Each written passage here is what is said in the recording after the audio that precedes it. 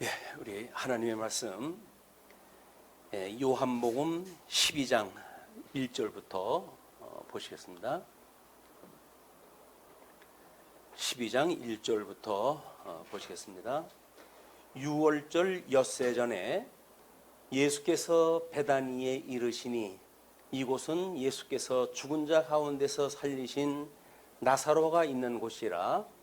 거기서 예수를 위하여 잔치할세 마르다는 일을 하고 나사로는 예수와 함께 앉은 자 중에 있더라. 마리아는 지극히 비싼 이 향유 곧 순전한 나드 한 근을 가져다가 예수의 발에 붓고 자기 머리털로 그의 발을 닦으니 향유 냄새가 집에 가득하더라. 제자 중 하나로서 예수를 잡아줄 가룟 유다가 말하되 이 향유를 어찌하여 300데나리온에 팔아 가난한 자들에게 주지 아니하였느냐 하니 이렇게 말함은 가난한 자들을 생각함이 아니요 그는 도둑이라 동계를 막고 거기 넣는 것을 훔쳐가미러라. 예수께서 이르시되 그를 가만두어 나의 장례할 날을 위하여 그것을 간직하게 하라. 가난한 자들은 항상 너희와 함께 있거니와 나는 항상 있지 아니하리라 하시니라. 예, 우리 요한복음 12장서부터는 장면이 바뀌어가지고 요한은 신성을 가지신 예수님을 소개합니다. 먼저 예고를 통해 가지고 신성의 영광을 증거하는데, 일단 복음서의 그 내용, 공관복음서에서는 뭐 시간이 앞이냐 뒤냐 6월절 뭐 그 앞에 있었던 거냐 또는 먼저 있었던 거냐라고 하는 걸로 이 논의를 흐리는데, 관점은 지금 12장서부터는 예수 그때 신성을 증거한다는 거예요. 그렇기 때문에 그런 역사적인 사실인 기름 부음을 통해 가지고 하나님께서 예수 그리스도의 신성에 대한 계시적 관점에서 지금 요한은 이걸 계시를 했다. 그냥 그 저자와 쓸데없는 저자의 기술 어떤 그 방법하고는 관심 없는 걸 가지고 따질 것이 아니라 이것은 대요리문답 42문과 같이 왜 우리의 중보자를 그리스도로 하였는가라는 입장에서 12장을 기술했다 그 이야기예요. 왜냐하면 이제 이때가 우리 예수 그리스도의 중보 사역상 이제 엿새전이라고 그러지 않았어요? 6월절 엿새전이라는 이야기는 6월절 절기를 지킴으로 해가지고 6월절 어린 양으로 예수님이 돌아가시는 극적 사건이 지금 준비되어지고 있는 겁니다. 그리고 그 죽음에다 그냥 두지를 아니하시고 하나님께서 그를 살리셔가지고 하나님의 크신 영광을 드러내 보이시기 위한 지금 섭리 과정을 해가는 거예요.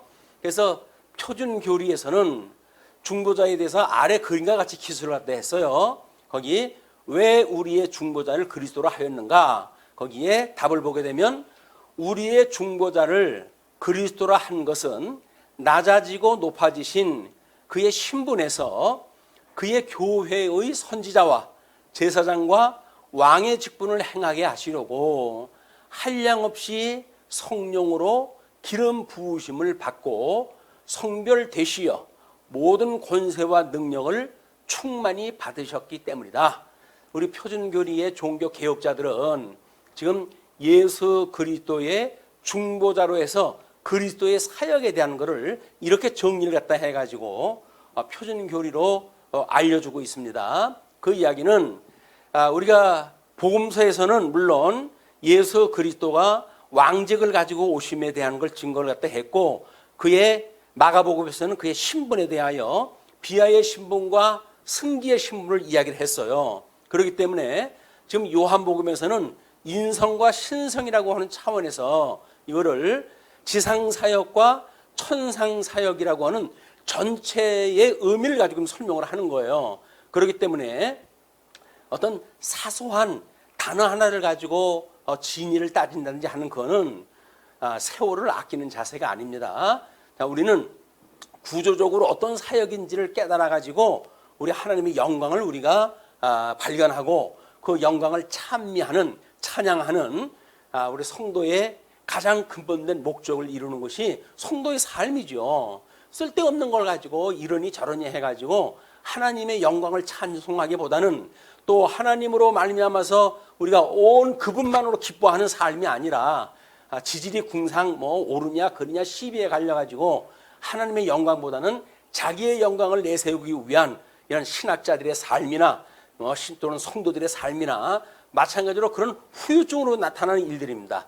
그래서 하나님의 말씀을 보고 우리가 통섭 성경 개론이라고 하는 전방이 통섭적인, 그래서 주경신학과 역사신학과 교의신학과 실천신학이라고 하는 것을 한데 묶어가지고 지금 조망을 하고 있기 때문에 우리들은 이런 성경이 말하고자 하는 내용이 무엇인가를 각 분야별로 나누어가지고 연구했던 것을 하나로 우리가 통섭을 했다.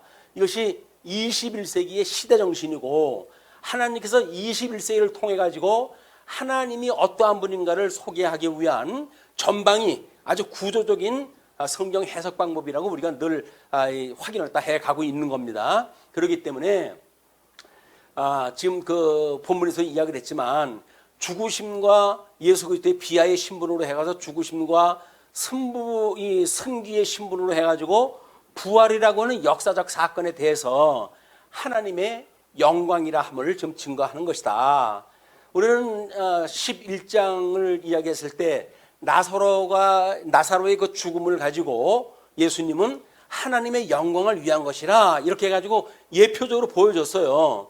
그런데 그 나사로의 죽음은 재생이기 때문에 정한 시간이 되면 다시 죽음에 이룰 수밖에 없는 그런 차이를 우리가 확인했다 했단 말이에요.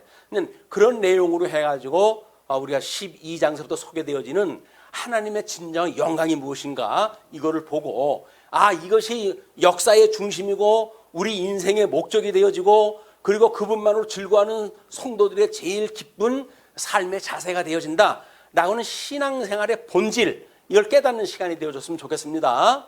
자, 그래서 우리 본문 아까도 이야기를 했지만 요한복음 11장 4절에서 예수께서 들으시고 나사로의 죽음에 대한 이제 그 아픔에 대한 것을 지금 들으시고 이 병은 죽을 병이 아니라 하나님의 영광을 위함이고 하나님의 아들이 이로 말미암아 영광을 받게 하려 함이라 해서 예수님이 죽었던 나사로 모든 그의 가족도 포기했던, 그래서 무덤에 이미 장사가 지내진 바가 되어졌고 나흘이나 돼가지고 온몸에 썩은 냄새가 나는 그런 그 인생을 우리 하나님께서 예수 그리스도에게 영광을 이제 입혀주시기 위해 가지고 그런 썩음으로부터 새로운 생명으로의 부활, 이걸 보여주시는 장면이 모형적으로 좀 보여주는 장면이에요.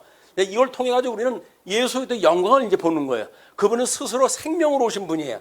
그렇기 때문에 우리 아담은 죽은 영으로 해가지고 모든 사람들을 죄악 가운데 가두게 되어졌지만 둘째 아담이신 예수님은 우리들로 하여금 생명의 그 진리로 우리를 인도하셔가지고 죽었던 우리를 살리시는 영으로 오셨다라고 하는 걸 우리 깨달음으로 해가지고 예수님을 믿기 전과 믿기 후에 우리 어떤 신분의 변화가 있는지 이걸 끊임없이 자각을 할 이유가 있는 거예요. 우리가 예수를 믿는다는 게 과연 뭐냐? 그냥 어저께가 오늘이고 오늘이 내일인 그런 그 문제가 아니라 우리는 죽었던 우리가 살아났단 말이에요. 새 생명을 얻었고 그러므로 해서 영생을 얻었고 천상에 계신 예수 그리스도 한 몸이 되어져 가지고 그분의 몸으로서 비록 지금 우리가 육신을 입고 있지만 이 땅에 살아가는 과정 중에 끊임없이 그 예수 그리스도의 통치를 받아가는 성도로서 왕 같은 제사장의 직분을 감당하고 있는 것이다. 이걸 놓치게 되면 신앙생활은 믿으나 마나요. 그냥 자기네들의 열심으로 뭘 믿는다. 그러므로 우리가 예수를 믿고 구원을 받았다 어쨌다 하는 것이 전부 허무한 소리들이에요. 왜? 삶으로 해서 확증이 안 되는데, 우리 믿음으로 그것이 어떤 다짐이 안 되는데, 확신이 없는 믿음이라고 하는 것이 무슨 힘이 있겠어요. 그래서 예수 그리스도로 말미암아 우리가 새 생명을 얻었다고 하는 것이 매우 중요한 일입니다. 그래서 아까 40 이문에 대해 소개를 했지만 그리스도의 비하의 신분과 승기의 신분, 이분의 모든 사역이에요. 이것은 그래서 이제 선제의 신분으로 계셨던 분께서 이 육신을 입는 낮아지신 신분으로 오셔가지고 급기야 죽으시고 음부에까지 내려가시는 이런 그 처참한 신분을 그대로 보여주십니다. 그러나 사망 권세를 이기시고 부활하심으로 해가지고 지금 하나님 보좌 우편에서 우리를 위해서 지금도 중보 기도를 하고 계신다고 그러지 않았어요? 대주제가 되셨다고 그러지 않았어요? 대주제는 뭡니까? 모든 걸 주장하는 왕이란 말이에요. 이제 그 왕께서 친히 당신이 십자가에 못 박아 죽어서 구원을 갖다 했던 백성들을 직접 다스리고 계시단 말이에요. 그리고 우리 삶은 뭐예요? 여전히 우리가 온전케 하셔 하나님을 보고 살아가야 될 성도의 삶이지, 땅의 걸 뭐 주워 먹을 걸 갖다 이걸 찾아가면서 그게 신앙생활이라고 호도로면 안 된단 말이에요. 우리는 이렇게 새로운 신분으로 변화되어진 영생을 얻게 되어진 성도로서 마땅히 온전케 하시는 그리스도를 바라보고 우리가 어떻게 이 사망의 권세가 싸우면서 우리가 이 세상을 살아가고 예수 그리스도의 영광을 드러낼 것인가? 이게 신앙생활이지. 뭐 예수 믿으면 복 받고 건강하고 이런 쓸데없는 걸 가지고 호도로 하는 일은 예수를 그리스도로 믿는 일이 아니에요. 이런 것들을 우리가 이번 12장을 통해 가지고 예수님은 지금 이제 6월절 엿새 전이니까 며칠 있으면 십자가에 돌아가실 분 아닙니까? 근데 예수님은 돌아가신다고 성경은 지금 요한이 기술을 해 나가는데 성경을 읽으면서 복 주세요, 뭐 돈 주세요, 뭐 이런 거나 구하고 있다고 한다면 이건 성도들의 자세가 아니죠. 우리를 위해서 돌아가시는 그 예수님이 왜 돌아가시는지, 돌아가시는 그 처참한 모습이 어떠한 건지, 세상의 조롱거리가 어떠한 것인지 이걸 우리가 공감을 했다 통해 가지고 내 죄 때문에 돌아가셨구나 라고는 공감하는 이런 우리 유월절을 지키는 이런 마음이 자세가 되었으면 좋겠다. 그걸 공감하지 않고 예수께서 살아나신 그분하고 우리가 한 몸 되어졌다는 건 거짓말이에요. 죽으심에 참여가 되어지지 않고 그의 살아나심에 참여되었다는 이야기는 거짓말입니다. 세례라고 하는 건 그분과 함께 죽고 그분과 함께 살아났다는 일이기 때문에 예수님과 함께 죽는다고 하는 그 사실이 무엇인가, 이건 실체적인 우리 삶의 모습이에요. 그거를 무시해놓고 뭐 구원을 받았다는 둥 생뚱맞은 소리를 갖다 하고 자기한테는 조금 더 손해볼 생각을 안 한다고 이야기를 하게 되면 그건 예수 믿는 자세가 아니다. 사도 바울은 로마서에서 그 구원받은 사람들한테 예배에 대해서 그렇게 이야기를 하잖아요. 너의 몸을 산 제물로 드려라, 이렇게 이야기를 하잖아요. 왜? 예수님이 당신 몸을 제물로 해가지고 바쳤는데 그걸 믿어진다고 한다면 구원받은 사람들이 자기 몸을 가지고 제물로 드려야지, 자기 몸은 조금 더 손가락 하나 뭐 머리카락 하나 손해보기를 싫어하고 그러면서 무슨 예수를 믿는다고 이야기를 합니까? 그게 아니란 말이에요. 예수님이 당신의 몸을 통해 가지고 구원을 했듯이 우리도 우리 몸을 통해 가지고 증인의 삶을 살아가는 일이다. 그렇기 때문에 예수를 믿는 사람은 예수님과 같은 고통이 따르기 마련이에요. 그게 무서우면 예수님 믿으면 안 되죠. 이 좋은 세상 만나가지고 왜 그런 고통에 참여했다 합니까? 이것이 의미가 무엇인가를 깨닫지 못하게 되면 마치 비나이다라고 하는 이방 종교와 똑같은 것으로 기독교를 폄하하게 되어지고, 그렇게 해가지고 세상 사람들이 비웃는 이런 그 기독교로 지금 이게 어떤 그 회자가 되어지고 하는 문제들은 잘못 믿고 있는 그리스도들 때문에 그러는 거예요, 이게. 자, 이제 그래서 그 선지직임으로 왕직임으로 제사직임으로 마태복음을 통해 가지고는 증거가 됐어요. 그러면 천상에 계신 그리스도로서는 사망 권세를 이기시고 부활하셨던 그리스도께서는 천상에서 이걸 어떻게 이루어 가실 것인가 라고 하는 내용을 우리가 한번 검토를 하게 될 겁니다. 자, 우리는 뭐 복음서에서 지상 사역에 대한 기록인 복음서의 내용은 천상 사역에 대한 서신서의 내용으로 성취되어진 걸 끊임없이 확인을 해가고 있어요. 그렇기 때문에 특별히 요한복음에 대한 이야기는 인성으로 오신 내재적 속성과 신성이신 초월적 속성, 이 두 가지 관계를 우리가 알 수가 있다. 그래서 복음서에서 이야기했던 요한복음은 우리가 공관복음이라고 흔히 이야기를 하는 히브리서부터 유다서까지의 내용이에요. 그거를 어떻게 주님의 몸된 교회에서 이걸 이루어 가시는지 그 내용을 확인하게 될 겁니다. 그래서 시간이 초월되어진 히브리서 이야기, 또는 공간을 초월한 베드로나 유다서에 대한 그 이야기, 또는 요한 1, 2, 3서와 유다와 같이 형상이 초월된 그런 그 이야기. 그래서 끝내 거기서는 사랑이라고 하는 게 강조가 되어지는 거예요. 예수님의 형상을 닮아간다는 이야기는 예수님이 우리를 사랑한 것 같이 우리도 우리의 지체를 사랑하는 것이 우리들의 이 품위를 깨닫는 성도들의 삶의 모습이다.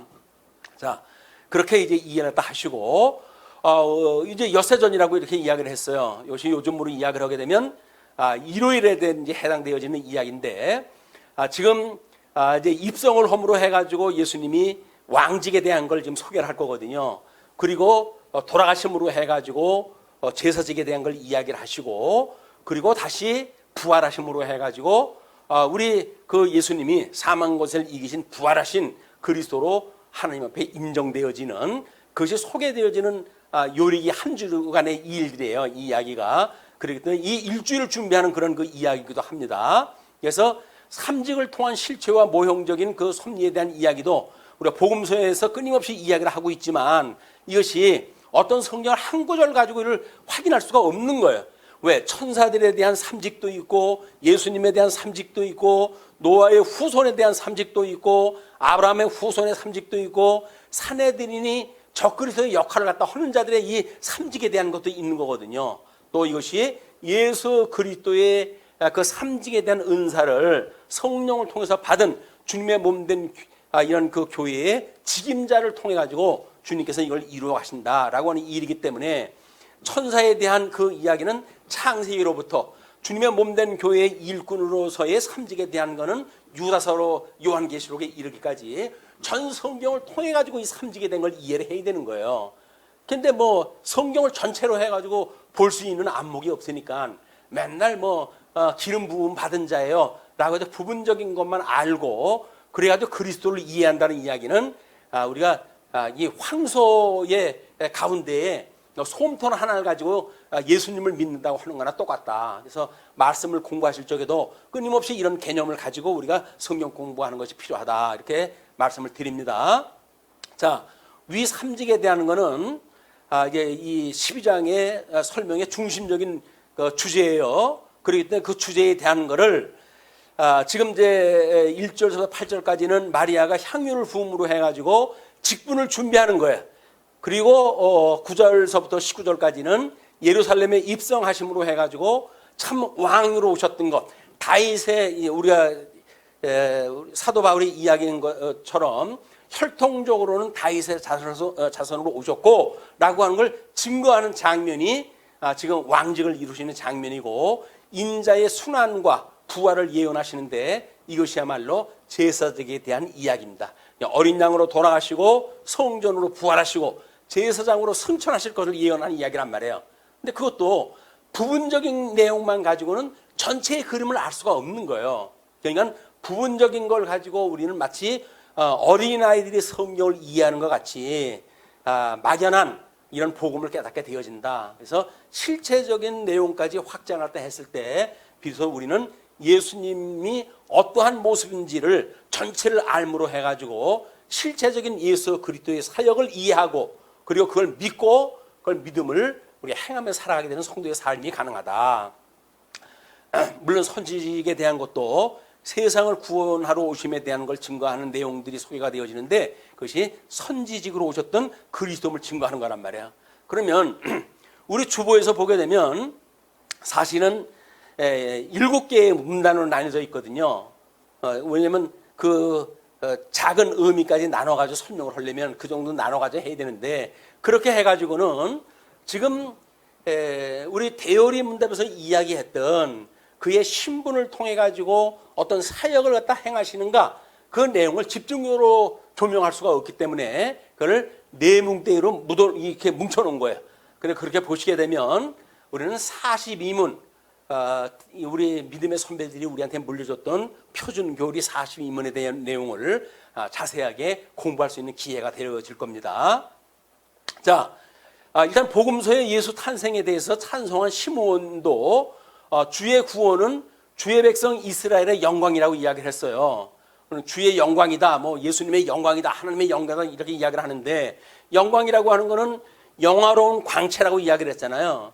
영화로운 광채가 뭐냐? 생명으로 오신 그리스도께서 빛으로 오신 예수께서 어떻게 하나님의 그런 영화로운 광채를 드러내 보이시는가를 우리가 영광이라고 이야기를 한단 말이에요. 이걸 달리 표현할 방법이 없으니까 화가들은 그런 성인, 소위 성인이라고 하는 이 사람들의 그 뒤에다가 광채를 갖다 이렇게 그려놓는 거예요. 여기 뒤에다가. 근데 그거는 그런 것이 영광이 아니라 바로 하나님의 영광을 드러내 보이는 그런 그 모습이다. 그래서 시므온이 그 했던 거를 이게 주의 구원을 갖다 보았다고 그러면서 이렇게 이야기를 했고, 예수님이 이 땅에 오실 때 우리 목자들에게 천사들이 알려주잖아요. 그래서 뭐라고 이야기를 합니까? 하늘에는 영광이요 땅에서는 평화를 입은 자들의 기뻐하심을 입은 자들의 평화로다, 이렇게 이야기를 하잖아요. 그러니까 예수님이 오셨다는 이야기는 하늘의 영광이 지금 선포되어지고 있단 말이에요. 그 영광으로 인해 가지고 구원받은 사람들이 기뻐함을 입은 사람들이고, 기뻐하신 걸 입은 사람들이 평화를 이루는 이것이 성도들의 삶이고 주님의 몸된 교회의 모습이다, 이걸 이야기하는 겁니다. 그래서 그것이 바로 십자가의 도로 지금 설명이 되어지는 거예요. 자, 뿐만 아니라 구약 성경에서 예수의 죽으심과 부활하실 것에 대해서 바벨론의 유수와 회복이라는 역사적 사건으로 우리가 계시가 되어졌다. 우리가 구약 성경을 이해를 했단 말이에요. 이제 구약의 모든 역사는 단순한 역사의 이야기가 아니라 그 역사 이야기를 빌려가지고 예수 그리스도가 어떻게 죽으시고 어떻게 부활하실 것인가에 대한 것을 이야기로 해가지고 설명하는 방식이다. 그러니까 우리는 구약 성경은 교과서라고 이야기를 했잖아요. 그러면 그 교과서를 읽었을 때 이걸 알아봐야 되는데 그걸 자세히 설명이 안 돼 있고 그냥 이야기의 내용으로만 소개가 되어져 있기 때문에 신약 성경으로 넘어왔을 때 우리는 신약 성경을 참고서라 이렇게 이야기를 했다고 그랬어요. 그건 유명한 종교개혁자 루터가 한 이야기라고 그렇게 이야기하지 않았어요. 그러니까 구약 성경은 참고서고 그냥 교과서고, 그다음에 신약 성경에 와가지고 그것이 참고서라고 하는 걸로 보았을 적에 우리는 참고서까지 다 본 사람들 아니에요. 그러니까 교과서를 갖다 보게 되면 이 내용은 뭐야? 답을 다 알고 있단 말이에요. 그런 관점을 가지고 이걸 이해를 했으면 좋겠다라고 이야기를 해가지고 우리는 신앙 고백도 이걸 그렇게 우리가 공부를 갖다 했고, 신앙 고백을 매일같이 외우는 것도 그런 겁니다. 그래서 우리가 분홍 표시에 있는 것처럼 십자가에 못 박혀 죽으시고 장사한 지 사흘 만에 죽은 자 가운데서 다시 살아나셨으며 부활에 대한 것도 이야기를 하고 승천에 대한 것도 우리가 고백을 하고, 그러면서 파란색에 있는 것처럼 주님의 몸된 교회의 성도로서 이제 부름을 입었으니까 그때로부터는 우리의 죄를 사하여 주시는 것, 또 몸이 다시 사는 것, 이걸 끊임없이 믿고 신앙 고백을 하는 거란 말이에요. 죄에서 용서함을 받는 것이 우리들의 구할바지 자꾸 뭘 먹을까 마실까 이런 거 가지고 구하는 게 아니란 말이에요. 그런 걸 가지고 우리가 이런 예수 그때 신학적인 의미를 깨닫는 것이 수단이어야지 그게 목적이 돼가지고는 안 된다. 그냥 수단적인 목적을 위해 가지고 우리가 기도할 수가 있어요. 왜? 시험에 들게 되어질 수가 있으니까. 그러나 시험에 들게 하지 않는 방법은 그 문제가 되고 안 되고 문제가 없는 거예요. 문제가 해결된다고 해가지고 뭐 우리가 시험에 안 들고, 문제가 해결이 안 되면 시험에 들고 그런 게 아니잖아요. 그 이야기는 뭡니까? 그 문제가 해결되든 해결되지 않든 만사를 하나님의 기뻐하시는 뜻대로 섭리하시는 하나님의 섭리 사역이라고 하는 것이 믿어지고 다시 깨달아지고, 그러므로 나의 뜻대로 마옵시고 아버지의 뜻대로 해주세요 라고 우리가 기도할 수 있는 마음까지 오게 되면 우리는 심령의 평강을 누리게 되어지는 거예요. 설사 그런 걸 깨닫기 전에는 엄청난 고민으로 왔지만 이런 하나님의 뜻을 깨닫게 되어지게 되면 하나님의 예수님도 이렇게 죽으심과 부활이라고 하는 역사를 통해서 하나님의 영광을 계시했는데 나도 이런 고통을 통해 가지고 하나님의 영광을 드러내시기 위한 일이로구나, 이걸 깨닫는 믿음으로 해가지고 담대한 믿음을 갖게 되어지니까 심령의 평강을 누리는 거란 말이에요. 일이 해결되어서 이 염려가 없어진다는 이야기는 심령의 평강까지 가는지는 모르겠어요. 그러나 심령의 평강이라는 이야기는 우리의 기도가 들어주시든 들어주시지 않든 우리의 심령의 평강을 누리는 일이다. 왜? 생명의 주인이신 우리를 갖다 사랑하고 계시는데 쓸데없는 거 가지고 자꾸 걱정을 하니까 뭘 먹을까 마실까 입을까 그거 가지고 너희들이 구하지 마라 라고 주님께서 우리한테 일러주신 거예요. 그것이 그냥 인사말로 그렇게 한 게 아닙니다. 사실인 거예요. 사실. 영적인 존재로 이 땅을 살아가는 성도들이 어떻게 살아가야 될 것인가에 대한 거는 영적 감각을 가지고 살아간다는 이야기지, 여전히 믿지 않는 사람들이 가지고 있는 육적 개념을 가지고 살아가는 개념이 아니다. 이거를 이번 요한복음을 공부하시면서 정말 확인이 되어지고, 그러므로 심령의 평강을 위한 성도들의 이 담대한 믿음의 생활을 할 수 있는 기회가 됐으면 좋겠습니다. 자, 그렇기 때문에 이런 신기한 능력은 생명과 이 건강을 주신 예수님의 능력이에요, 이게. 그래서 우리가 성령이 오시게 되면 권능을 입고 이렇게 이야기를 하잖아요. 그럼 성도는 뭘 입은 사람들이에요?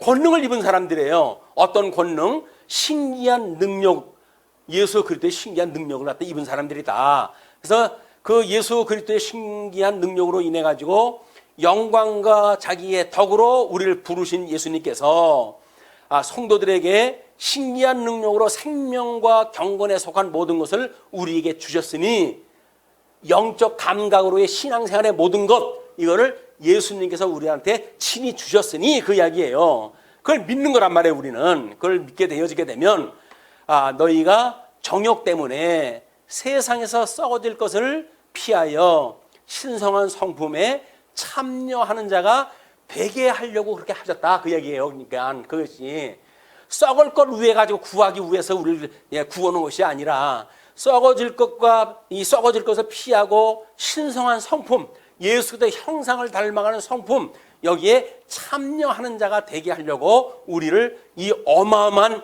영광과 덕으로서 우리를 부르신 주님께서 이런 능력을 주셨다, 그 이야기입니다. 자, 그렇게 됐을 때 우리는 우리 주 곧 구주 예수 그리스도의 영원한 나라에 들어감을 넉넉히 너에게 주시리라. 예수님 믿는다고 교회당만 다닌다고 해도 구원받는 거 아닙니다. 이런 문제를 좀 더 이제는 교회에 나온 지 시간이 어느 정도 지나갔으면 좀 더 이제 여유 있는 그런 믿음 생활로 좀 변화되어진, 그래서 고상한 신사적인 품격 있는 이런 성도들의 삶을 추구하는 이런 복된 성도가 되시기를 축복합니다. 자, 12장 1절부터 8절까지 내용이에요. 나사로의 누이 마리아가 나사로를 살리신 일로 잔치를 베풀 때 예수의 발에 비싼 향유를 붓고 머리털로 닦은 일이 지금 소개가 되어진 거예요. 이때 가룟 유다는 비싼 향유를 소비함에 대해 비난을 했다 해요. 도둑놈 출신에 세상의 것 썩을 것들을 위해 가지고 예수님한테 들어왔던 연보를 그걸 삥땅을 치고 지의 사리사욕을 위해 쓰는 이 쓰레기 같은 가룟 유다는 그걸 가지고 핑계 명분을 갖다 세워가지고 그걸 비싼 돈에 팔아가지고 연보를 갖다 하지, 그걸 왜 그렇게 허비를 갖다 하느냐, 이 이야기를 한 거예요. 그때 예수님께서 실체에 대한 걸 이야기를 합니다. 예수님께서 이를 가만두라며 남은 향유조차도 남겨두어 가지고 예수님의 장례를 하라고 명령을 하시는 거예요. 지금 불에 붓는 걸로 해가지고 어떤 현상이 일어났어요.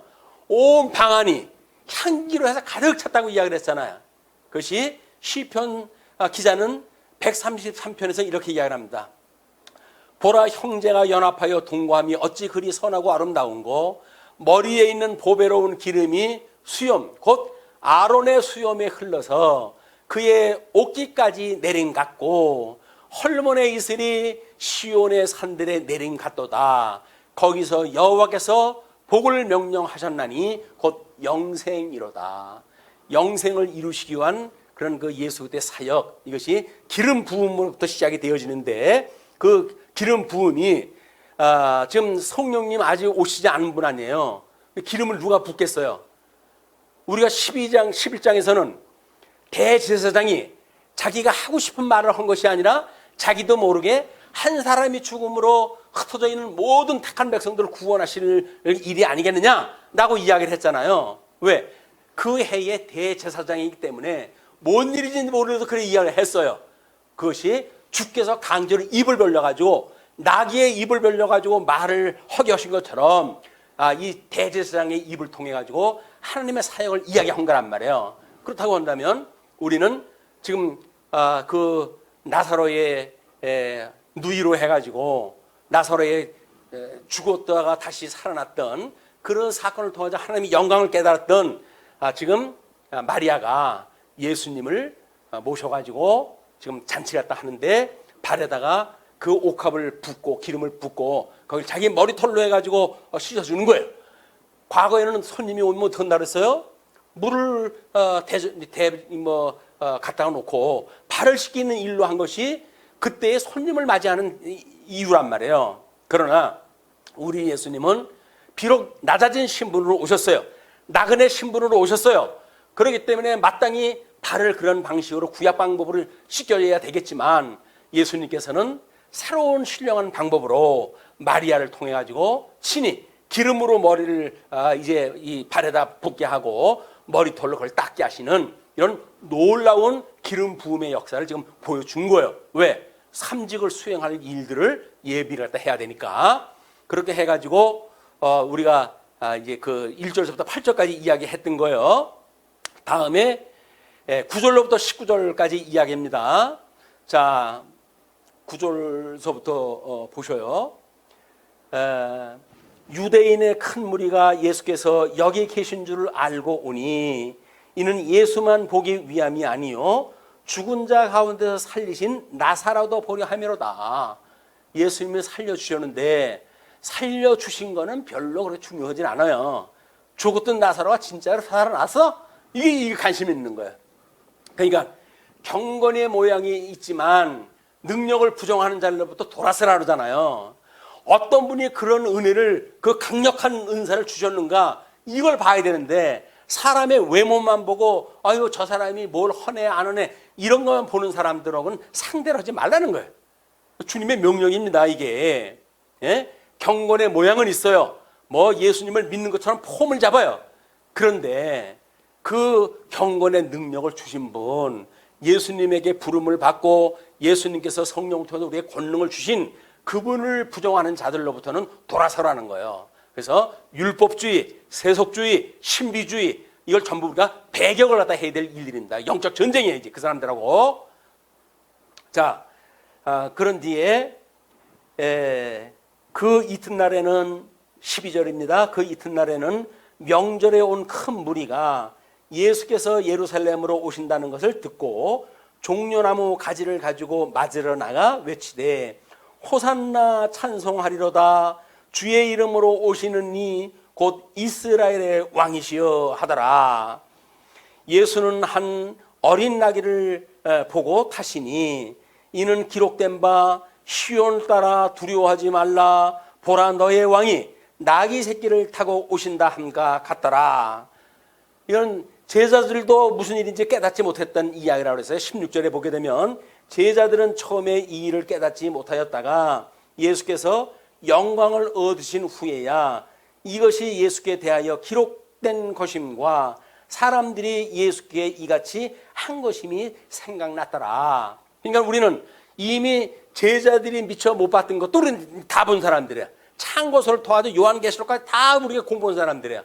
그러니까 이미 그 스가랴서에서 그렇게 이야기한 내용이 무슨 내용인지 우리 확인하는 사람들이에요. 그래서 우리가 본문에 대한 거를 이렇게 봤으면 좋겠어요. 9절로부터 19절에 이르는 내용은 예수께서 예루살렘에 입성하심으로 왕직 수행하심으로 그리스도이심을 계시하신 사건이다. 이 또한 스가랴 선지자의 예언을 실체적으로 이루시는 섭리이다.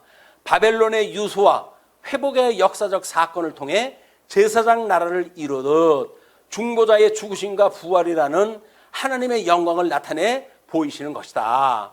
그래서 요한은 앞서 그 해의 대제사장님으로 예수께서 그 민족을 위하시고 그 민족만 위할 뿐 아니라 흩어진 하나님의 자녀들을 모아 하나가 되게 하기 위하여 죽으실 것을 미리 말한 사실을 믿자 많은 유대인들에게 예수의 혈통적으로 다윗의 자손으로 오신 그리스도이심을 강조하신 것이다. 그걸 아까 이제 설명할 때 했지만 이렇게 되어져 있어요. 그래서 우리 전번에 있었던 그 요한복음의 11장 49절의 이야기예요. 그 중에 한 사람 그 해에 대제사장인 가야바가 그들에게 말하되 너희가 아무것도 알지 못하는도다. 한 사람이 백성을 위하여 죽어서 온 민족이 망하지 않게 되는 것이 너희에게 유익한 줄을 생각하지 않은도다 하였으니 이 말은 스스로 함이 아니요 그 해의 대제사장이므로 예수께서 그 민족을 위하시고 또 그 민족을 위할 뿐만 아니라 흩어진 하나님의 자녀를 모아 하나가 되게 하기 위하여 죽으실 것을 미리 말함이라 이렇게 이야기됐어요.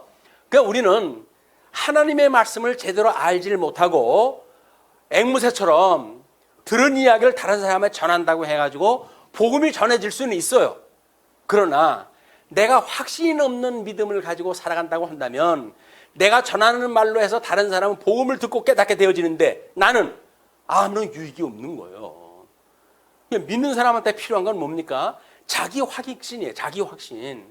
불가항력적 은퇴로 내가 구원을 받았다 라고 하는 그런 확신에 의해 가지고 우리가 배웠던 이야기도 다른 사람한테 하고 복음도 전하고 이렇게 되는 일인데 내가 구원받은 확신도 없으면서 다른 사람한테 예수 믿으면 구원받습니다 라고 하는 이야기를 열날 흔들 나한테 무슨 유익이 있겠어요. 이런 그 일들을 어떤 그렇게 우리가 증인되어졌다고 이야기를 하니까 성도들에게 복음 증거하는 것이 우리의 사명이다 라고 이야기를 해가지고 복음 내용인지 뭔지도 모르고 그런 일을 갖다 한단 말이에요. 그냥 뭐 불쌍히 가가지고 불쌍을 깨트리지를 않나 이런 우스꽝스러운 이야기를 갖다 해가지고 세상의 그 손가락질을 받는 이런 그 일은 성경이 뭔지를 모르기 때문에 그러는 거야. 뭐 우리 신천지로 끌려간 사람들이 알면 왜 그렇게 하겠어요. 그걸 모르니까. 아니 성경에 이미 요한계시록까지 기록이 완성되어진 거 아닙니까? 거기에 무슨 이 시대에 메시아가 등장을 하고 왜 그래요? 성경이 완성되었다는 걸 모르는 거예요, 이 사람들이. 성경은 특별 계시 아닙니까? 그냥 성경이 기록되어짐으로 해야 모든 성경이 끝났어요. 성경이 기록된 이외에 다른 역사가 일어나는 일은 뭐예요? 사탄이 일으키는 일이니까요. 그걸 모르니까 줄레줄레 따라가는 거예요. 뭐 우리 이웃에 또 뭐 박선명이를 갖다 믿는 사람이 와가지고 뭐 설문조사를 해달라고 그래가지고 제발 가시라고 뭐 그래가지고 보냈다고 그러는데 모르면 따라갑니다. 어떻게 자기가 살던 고향을 떠나가지고 문선명이 말을 갖다 믿고 한국까지 와서 결혼 생활을 할 수가 있어요. 모르는 사람이에요, 그냥. 근데 그거를 천지 누구가 맺어준 거라고 믿고 하나님이 맺어줬다고 그러겠지 자기네들은. 그래가지고 자기 고향 떠나가지고 한국까지 와가지고 좀 슈퍼에서 일하시는 분이에요. 또 그런 일이 가능해요. 아니 어떻게 저걸 믿게 되지? 성경 모르면 믿죠. 뭐 푸닥거리를 갖다 하는 사람인데 그걸 왜 안 믿겠어요? 이건 성경을 배우는 일은 온전한 구원에 이르는 일이기 때문에 우리가 이거를 확실하게 배워야 된다. 성경을 그냥 이렇게 지나가는 뭐 이렇게 일로 공부하는 일은 세상을 우리가 허비하는 일이에요. 세월을 허비하는 일이에요. 성경을 끊임없이 묵상을 하고 이걸 일용할 양식을 달라고 끊임없이 기도했다 하셔야 돼요. 그러니까 하루에 일어나가지고 일용할 양식을 주세요 해가지고 양식은 먹어야 될 거 아닙니까? 그래야 하루를 또 살아가지요. 근데 뭐 아무 하나님 말씀 읽지도 않고 듣지도 않고 그래 놓고 무슨 통별하고 일주일을 살아갈 수가 있어요. 끊임없이 하나님 말씀을 묵상을 해야 된다. 자, 그렇게 이제 이야기를 하다 한 뒤에 그 16절에서 그렇게 이야기를 하죠. 제자들은 처음에 이 일을 깨닫지 못하였다가 예수께서 영광을 얻으신 후에야 이것이 예수께 대하여 기록된 것임과 사람들이 예수께 이같이 한 것임이 생각났더라. 성령께서 깨닫게 하시는 일이기 때문에 그렇습니다. 나사로를 무덤에서 불러내어 죽은 자 가운데서 살리실 때에 함께 있던 무리가 증언한지라. 그건 봤으니까 증언을 하는 거예요. 이에 무리가 예수를 맞으면 이 표적 행하였음을 들었습니다. 이제 그 이야기를 들은 사람들은 뭐 그냥 믿고 이야기를 했든 믿지 않고 이야기를 했든지 팩트를 그 사람들이 본 사람들은 현장에서 그냥 그걸 이야기를 하니까 그거를 그 사람들이 그 표적 행함을 듣고 예수님한테 모이게 되어진 겁니다. 그래서 바리새인들이 서로 말하되 볼지어다 너희 하는 일이 쓸데없다. 보라 온 세상이 그를 따르는도다 하니라. 뭐 이렇게 하면은 쟤 겁먹고 아는 거 같다고 이야기를 했지만 다 소용이 없다. 이제 우리들이 했던 일은 다 끝났다. 그래가지고 포기하는 데까지 이루게 됐던 일을 본문에서 이야기를 한 거예요. 그걸 우리가 45문에 대열이 문답 45문입니다. 그리스도께서 어떻게 왕의 직분을 행하시는가에 대한 내용이다. 이는 왕 같은 제사장인 성도에 관한 내용으로 중요한 표준 교리이다. 예수 그리스도는 예정을 이루시기 위해 성도를 불러내시고 교직자들과 율법과 권징으로 유형적 교회의 성도들을 다스린다.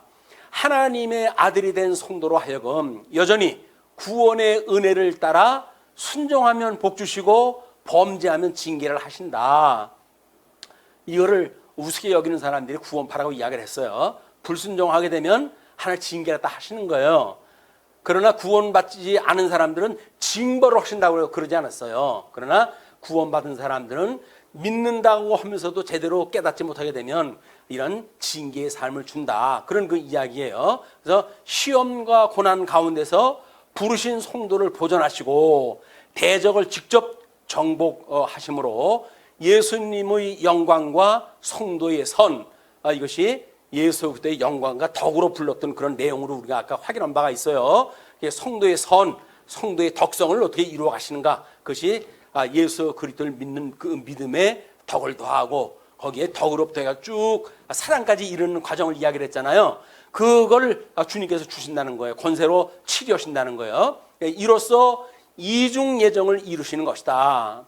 치료하신다까지가 본문의 이야기고 그 나머지는 제가 이제 덧붙인 이야기예요. 이로써 이중 예정을 이루시는 것이다. 그러므로 주님은 제자들에게 주기도를 가르쳐 주셨다. 마태복음 11장서부터 11절로부터 13절에요. 오늘 우리에게 일용할 양식을 주시옵고 우리가 우리에게 죄 지은 자를 사하여 준 것 같이 우리 죄를 사하여 주시옵고 우리를 시험에 들게 하지 마시옵고 다만 악에서 구하시옵소서. 그 하나님을 찬양할 때 이야기가 뭐예요? 나라와 권세와 영광이 아버지께 영원히 있사옵나이다. 그래서 신령한 몸으로 하나님 나라를 누리는 백성으로서의 찬송이 돼야지. 아이고 먹을 걸 주셔서 감사합니다 라는 걸로 끝나게 되면 이건 성도들의 찬양이 아니란 말이에요. 예? 베드로전서 2장 9절에서 이야기한 거예요. 그러나 너희는 택하신 족속이요 왕 같은 제사장들이요 거룩한 나라요 그의 소유가 된 백성이니 이는 너희를 어두운 데서 불러내어 그의 기이한 빛에 들어가게 하신 이의 아름다운 덕을 선포하게 하려 하심이라. 우리 아마 임 집사님은 감개가 무량할 거예요. 첫 아들 돌잔치 할 때 썼던 성경 구절에 이걸 그래가지고 뭐 해가지고 그 행사를 갖다 했고 그랬거든요. 왕 같은 제사장이라 가지고 그때 또 제가 했던 이야기 때문에 뭐 시험 드는 사람도 있더라고요. 그거를 충정 어린 말로 들어야 돼. 그거를 그냥 지나가는 이야기로 들으면 내가 한 일에 뭐 족을 달아가지고 비난하는 거야 라는 걸로 듣게 되면 덕담을 나눌 수가 없어요. 우리가 복음에 대한 그 이야기를 했을 적에는 그건 진리를 받아들이려고 해야지. 우리 이제 하나님의 영광에 대한 것이 바로 그겁니까? 전부 법에 대한 문제, 하나님의 법에 대한 것. 그러니까 하나님의 법에 대한 것을 입법하신 분께서 우리를 위해 가지고 하나님의 법대로 이루시고 그러므로 성령을 보내주셔가지고 그 외에 의한 것을 지키는가 지키지 않는가를 심판하시는 것이 성령의 사역이라고 그러지 않았어요. 근데 우리는 예수님의 그 행법을 믿음으로 해가지고 성령께서 인쳐주심으로 하나님의 사람들이 되어졌다. 예수 그리스도의 지체가 되어졌다라고 하는 걸 확인을 했다 한 바가 있습니다. 오늘 아까 이야기를 했지만 반복된 그 이야기 때문에 이렇게 소개가 되어진 거예요. 다음 이제 20절로부터 36절까지 인자의 순환과 부활을 예언하는 그런 그 내용입니다. 20절 명절에 예배하러 올라온 사람 중에 헬라인 몇이 있는데 그들이 갈릴리 베세다 사람 빌립에게 가서 청하여 이르되 선생이여 우리 예수를 뵙고자 하나이다 하니 빌립이 안드레에게 가서 말하고 안드레와 빌립이 예수께 가서 여쭈니 예수께서 대답하여 이르시되 인자가 영광을 얻을 때가 왔도다. 무슨 일이에요?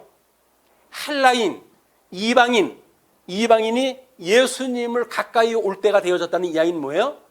이미 돌아가실 때가 됐다. 왜? 흩어진 자를 모을 때가 되어졌다는 이야기 아닙니까?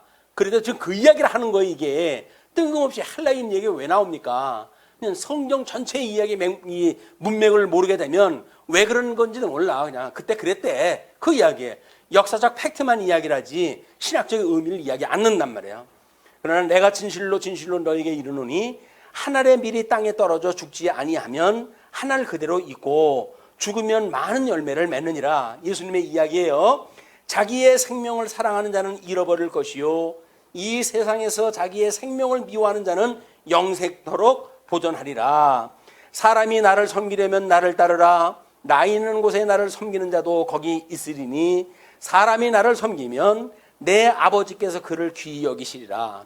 그래서 예수님만 그 사역을 하는 것뿐만 아니라 그걸 믿는 성도들도 함께 있음으로 해가지고 주님의 몸된 교회를 통해서 온전히 하나님 나라를 이루겠다 그 이야기예요.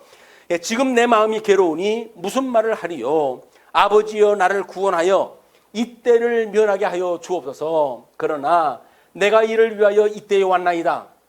아버지여 아버지의 이름을 영광스럽게 하옵소서 하시니 이에 하늘에서 소리가 나서 이르되 내가 이미 영광스럽게 하였고 또다시 영광스럽게 하리라 하시니 곁에 서서 들은 무리는 천둥이 울었다고도 하며 또 어떤 이들은 천사가 그에게 말하였다고도 하니 예수께서 대답하여 이르시되 이 소리가 난 것은 나를 위한 것이 아니요 너희를 위한 것이니라. 아무리 중요한 일이라고 하더라도 다른 사람이 모르게 되면 그 역사가 어떻게 이걸 기록이 되겠어요. 그냥 그런 것들이 무슨 얘기인지도 몰라. 단 천둥 같은 소리가 들렸고 뭐 그런 이렇게 어떤 현실적인 이야기 현상이 나타났단 말이에요. 그거에 대한 중심에 대한 거는 믿는 사람들한테 따로 이야기를 하지만 그걸 들을 수 없는 귀가 있는 사람들은 뭐예요? 그냥 천둥 소리로 듣는 거예요. 지금도 마찬가지예요. 메시지가 선포되어지는데 믿지 않은 사람들한테 무슨 이야기예요? 이게 무슨 개불 뜯어먹는 소리냐라고 이야기를 할 거예요. 그래도 안 들어요. 채널 다른 데로 돌려요.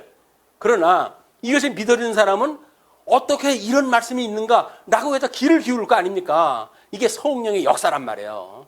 근데 하나님께서 우리를 사랑하셔가지고 오늘 성령의 충만함을 허락하셨고 권능을 주셔가지고 증인으로 삼기 위해 가지고 하나님의 말씀을 차근차근 깨달아갈 수 있도록 섭리하심이 이 시간에 확인되어지는 거예요. 이게 그런 은혜를 가지고 신앙생활에 더욱 풍성한 신앙생활을 해가셨으면 좋겠습니다.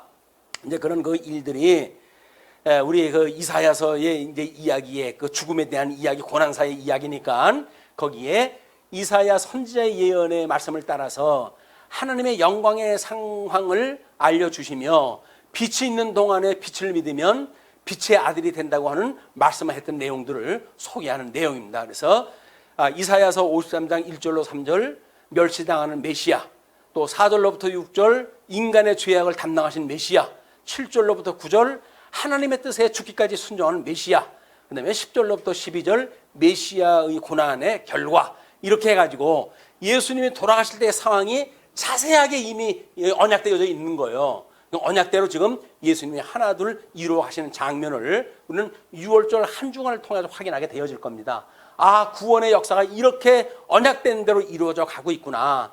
하나님의 말씀은 지금도 살았고 이것이 운동력이 있어가지고 생명의 역사가 일어나게 하시는구나. 이걸 믿는 기회가 됐으면 좋겠습니다. 또 한편 대요리문답 40문에는 중보자가 반드시 한 위에 하나님이시며 참 사람이어야 함에 대하여 말하는데, 이는 사도 바울이 로마 교인들에게 소개한 핵심적인 그리스도의 양성에 관한 이야기다. 아까도 드렸던 이야기예요. 이 복음은 하나님의 선지자들을 통하여 그의 아들에 관하여 성경이 미리 약속하시는 것인데, 그의 아들에 관하여 말하면 육신으로는 다윗의 혈통에서 나셨고 성결의 영으로는 죽은 자 가운데서 부활하사 능력으로 하나님의 아들로 선포되셨으니 곧 우리 주 예수 그리스도라. 우리가 믿는 주 예수 그리스도라는 이야기는 뭐예요? 구약 성경에 이렇게 제사의 세 가지 요소를 이루었던 것처럼 실질적으로 예수님이 어린 양으로 돌아가시고 성전으로 부활하시고 제사장으로 승천하심으로 해가지고 실체적으로 제사 사역을 완성하셨던, 그걸 믿는 성도들이 신망의 믿음을 가지고 살아가는 일이다, 이렇게 보시면 되겠죠. 그리고 위 내용 가운데 선지자들을 통해서 그의 아들에 관하여 성경에 미리 약속하신 것, 이 내용은 제사장 나라로 계시한 중보자의 양성이라고 하는 것을 신학적 주제에 대한 걸 우리가 이야기했잖아요. 구약 성경의 모든 신학적 주제가 뭐라 그랬어요? 예수 그리스도의 양성에 대한 이야기다. 이거 이야기를 했단 말이에요. 근데 신약 성경은 막연하게 그냥 역사의 이야기가 아니라 이거는 신학적 학문이다. 신학서예요, 신학서. 다만 그 뜻을 들을 수가 있고 볼 수가 있고 믿을 수 있는 마음이 있는 사람들한테만 해당되어지는 이야기입니다. 아무리 천독을 갖다 구약 성경을 했다고 한들 하나님께서 우리의 눈을 열어주시지 않으면 예수의 양성을 볼 수가 없는 거예요. 예수의 양성을 알 수가 없다는 이야기는 뭐예요? 중보자를 알 수가 없다는 거예요. 중보자가 뭔지를 알 수 없다는 건 뭐예요? 구원이 뭔지를 모른다는 이야기예요. 근데 우리는 이런 어마어마한 은혜를 주셨다. 이거를 값없이 여기지 않았으면 좋겠습니다. 다음은 12장 37절부터 50절까지입니다. 37절부터 이야기예요. 이렇게 많은 표적을 그들 앞에서 행하셨으나 그를 믿지 아니하니 이는 선지자 이사야의 말씀을 이루게 하심이라. 이르되 주여 우리에게 들은 바를 누가 믿었으며 주의 팔이 누구에게서 나타났나이까 하였더라. 그들이 능히 믿지 못한 것은 이 때문이니 곧 이사야가 다시 일렀으되. 그래서 이사야 53편 3장의 1절의 그 이야기였어요. 이사야가 다시 또 이야기를 합니다. 이거는 이사야서 6장 9절로 10절의 이야기예요. 그들이 능히 믿지 않은 것은 이 때문이니 곧 이사야가 다시 일렀으되 그들의 눈은 멀게 하시고 그들의 마음은 완고하게 하셨으니 이는 그들로 하여금 눈으로 보고 마음으로 깨닫고 돌이켜 내게 고침을 받지 못하게 하려 하심이라. 듣지 않는 것도 하나님의 뜻인 거예요. 이 말씀을 듣지 않는 사람들도 하나님의 뜻인 거예요. 어쩔 수가 없어요. 이건 시대적으로 역사적으로 하나님께서 필요에 따라 가지고 이런 일도 저런 일도 하시는, 만사를 구비하시는 하나님께서, 만사를 섭리하시는 하나님께서 이런 우리들의 마음 하나하나를 섭리하다 해가신다. 오늘의 우리들의 작은 일이 우연이 아닙니다. 필연적인 역사적인 사건이에요. 우리 만사를 섭리하시는 하나님의 필연적 섭리 사역이라고 하는 걸 깨닫고 우리가 순간순간 시간을 아끼고 세월을 아끼는 이런 우리 성도들의 삶이 됐으면 좋겠습니다. 41절이에요. 이사야가 이렇게 말하는 것은 주의 영광을 보고 주를 가리켜 말하는 것이니라. 그러나 관리 중에도 그를 믿는 자가 많되, 이 높은 자도 이 구원을 받는 사람들이 있어요. 때로는 그렇게 해야 이제 복음이 증거에 되어지기 때문에 그래 쓰시는 겁니다. 바리새인들 때문에 드러나게 말하지 못하니 이는 출교를 당할까 두려움이라. 이렇게 두려운 자들은 성령이 오셔가지고 권능을 받게 되어지게 되면 두려움을 떨쳐버리고 증인의 역할을 갖다 하는 것이 사도행전에 우리가 보면 알 수가 있는 거예요. 그래서 그들은 사람의 영광을 하나님의 영광보다 더 사랑하였더라. 지금도 마찬가지입니다. 성령의 충만함을 입지를 못하게 되면 우리는 여전히 세속적인 삶을 추구할 수밖에 없는 거예요. 성령의 충만함을 입게 되어지게 되면 우리는 이렇게 세상이 두렵지 아니한 전쟁을 할 수 있는 담대한 믿음을 갖고 살아가게 되어진다. 예수께서 44절입니다. 예수께서 외쳐 이르시되 나를 믿는 자는 나를 믿는 것이 아니요 나를 보내신 이를 믿는 것이며 나를 보는 자는 나를 보내신 이를 보는 것이니라. 그래서 우리가 신앙생활하면서 자꾸 하나님 관점에서 하나님을 믿어요. 뭐 하나님이 어때요라고 하는 그 이야기는 표현이 한 단계 걸러 쓴 거예요. 예수님 뭐라 그래요? 나를 본 자가 하나님을 봤다 그러잖아요. 그럼 우리는 누굴 봐야 하나님을 본 거예요? 예수님을 봐야 하나님을 본 거지. 근데 자꾸 예수님을 이야기를 해야 돼요, 우리는. 왜? 예수님의 지시니까. 예수님이 우리의 구세주고 예수님이 만사를 우리가 이렇게 섭리했다 하시고 이렇게 해가지고 그를 보내신 분이 하나님이에요 라고는 성부 하나님께서 거슬려 올라가는 우리 삼위일체 하나님을 찬양하는 종우나 성자 하나님에 대한 걸 건너뛰고 하나님한테로 가는 거는 보통 근본주의자들에 믿는 방법이에요. 근본주의자가 믿는 게 뭐예요? 신을 믿는 거예요. 그냥 신을 믿으니까 그냥 다른 신하고 동일한 신관을 가지고 예수님을 믿게 되어진단 말이에요. 우리의 교회의 이름이 뭡니까? 대한예수교 장로회 말씀운동 서운교회인 거예요. 대한예수교 장로회가 빠져버리게 되면 아무 소용이 없어요. 예수교 장로회. 그 예수가 그리스도라고 하는 걸 믿는 성도들이 모여져 있는 교회란 말이에요. 근데 하나님이 어쩌고 저쩌고 하는 그 이야기는 한 달이 건너뛴 거다. 그래서 여호와 하나님을 믿고 뭐 우리가 그 여호와 하나님을 믿으면 우리는 마음의 평강을 얻고 살아갈 수가 있다고요?